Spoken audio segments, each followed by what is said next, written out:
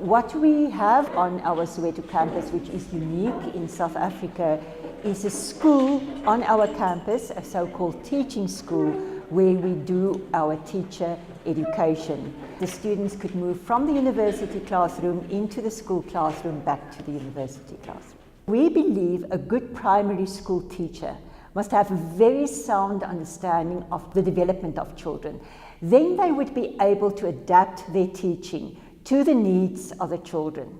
So the way that we set up the program is, in the first year, the students are placed in our school, the Funda UJabule school, in the grade R class.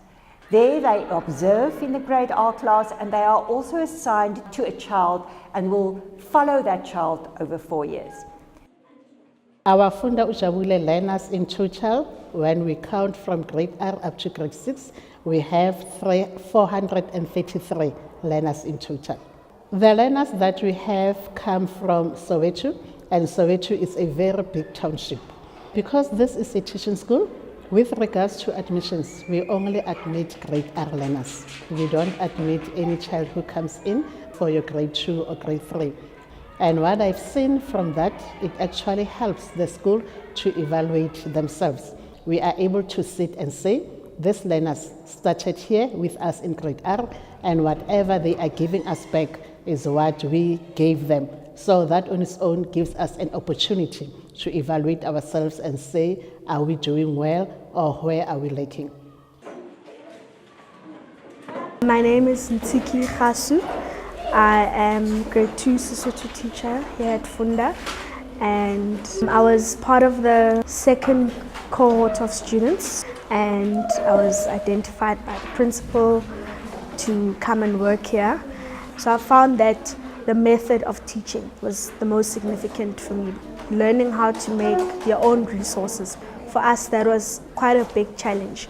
And given the diversity of schools that all students come from within universities, some come from private schools where they had a lot of access, and some people came from your lower class schools where you don't really know where to start.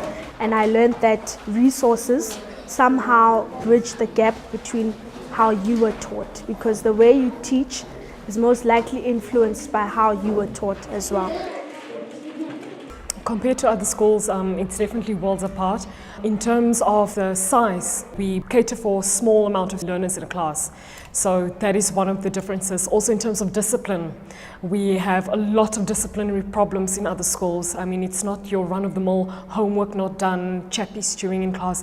We're talking about rudeness here, sometimes even violence. Here at Funda, I've experienced no such problems at all. In terms of the staff is so supportive and highly educated, and they strive for excellence, whereas at other schools you don't see this motivation to become better in order to invest in the school with the knowledge that you have. And then the resources, I mean, I wish, sometimes I think it's pretty unfair what we have here. It's so golden here compared to other schools where you don't even have proper desks or chairs. And we know what those teachers actually go through and what the learners go through when they've got to sit on a bucket, or when there isn't enough paper to make photocopies of textbooks, etc. What works here, we continue with the rules that we have, we continue with the ethic of care that we have, we continue making sure that there's enough resources, we continue with it. We don't just have it once off and then it's left, like what we see in other schools. It is quite possible to replicate this model to other universities. We think it's important that there's no one size will fit all, because it is important that when one has this type of school, that you have a very clear understanding what role the school will play in your teacher education. We think if it's just an add-on, it's not going to add value. The planning of your curriculum must be done in tandem of what you want to accomplish in this school. So that would be quite important for other universities who want to do it. But secondly also, there will have to be some funding to universities. Universities simply cannot carry all of this on their own. And then thirdly, we think it's quite important that even though these schools must be public schools, we think so, that the schools will have to have some special status to enable the university to work with the school in a seamless way, which is not quite possible if these schools are ordinary public schools.